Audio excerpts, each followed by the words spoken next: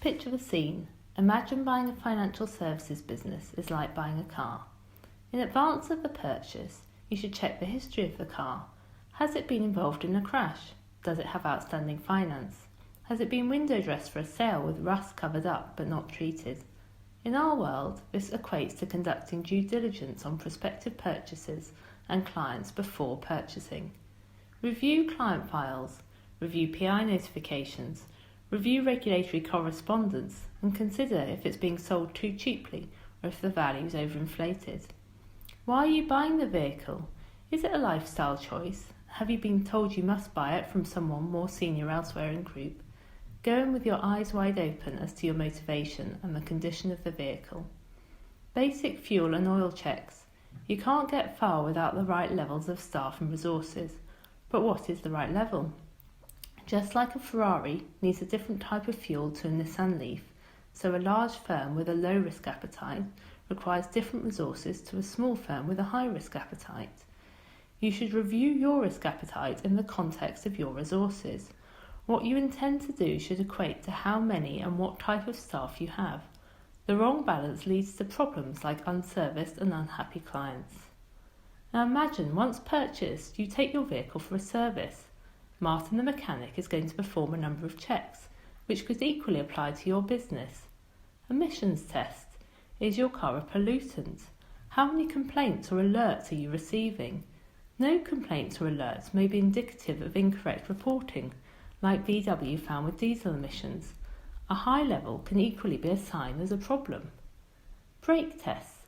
Can your vehicle stop if it needs to? Do you have sufficient capital and PI insurance? We're looking for an orderly wind down in all circumstances. There's little point finding out that your brakes don't work when you try to apply them. Equally, there's little point having PI policy that doesn't cover what you're expecting. Do your windscreen wipers and headlights work? Can you see where you're going, or is your view obscured? Conflicts of interest can pop up and distract.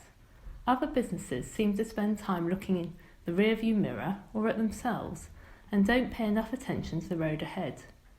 Warning lights on the dashboard means your car needs to slow down or stop. Are your warning lights working? Does your management information identify issues? Do you have staff off with stress, or are you under-resourced? Are you reviewing breach reporting and responding if it's indicating that your business is running too hot? Is your management information ensuring you make informed decisions as a board? What did the previous service say? Are there repeat breaches? Have auditors been flagging significant concerns in management letters which have been ignored? Has the Commission raised key red flags at industry presentations, thematics, annual reports, or directly in visit feedback which has been overlooked? Now, Martin the mechanic is particularly nosy but conscientious, and thus as part of this service he doesn't just want to satisfy himself that the vehicle's working, but also wants to check whether it's being driven properly. Martin wants to understand about the car's drivers. Are you one of the drivers? Are you a safe driver that sticks to the speed limit, or are you a chancer that aims to be close enough? From our analysis, it's often the safer drivers that have fewer accidents, avoid hazards, and are more profitable. Do you know who is driving and giving directions? Are you along just for the ride? You don't care where you're going as long as it's a nice day out? Are you sitting in the back of a chauffeur-driven limo with your feet up? Too often, the cause of problems we identify is the governance of the firm. The wrong driver, the driver asleep at the wheel, a bystander shouting directions. Ultimately, if you're one of the drivers, you are responsible for the firm. Assuming you're the driver, do you have the right skill set to drive that particular vehicle? Are you, for example, an experienced mini driver and now you've been asked to drive a school bus? Do you have the right licence? Do you really need a heavy goods vehicle licence but you only have a moped CBT? We've been surprised at recent examples of unregulated activity. This is an area we're going to continue to be tough on as it poses an unacceptable risk. We all want well-run businesses, whatever the weather conditions.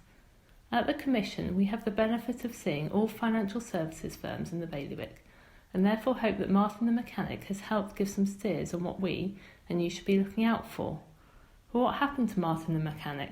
Unfortunately, he left his keys in his ignition while he was undertaking your service.